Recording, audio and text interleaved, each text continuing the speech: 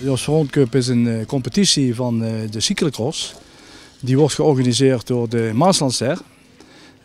Die begint in september en eindigt in het laatste weekend van januari, februari, ligt eraan hoe het dan uitkomt. Het gaat meestal over een 15, 16 wedstrijden.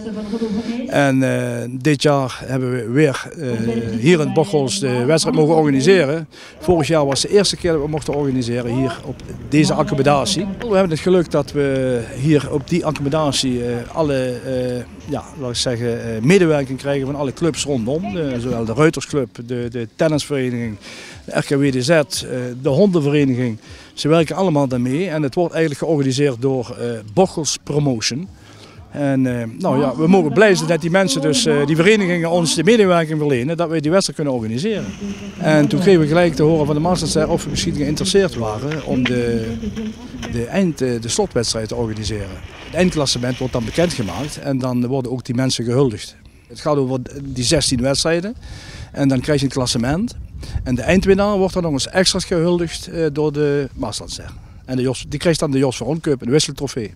En dat zijn allemaal, maar dat is een internationale wedstrijd. Er doen dus zowel Duitse als Belgische coureurs doen er mee. Over de junioren, dames en de masters. Per categorie is een eindwinnaar en die wordt dan extra gehuldigd vandaag. Graag applaus voor deze drie.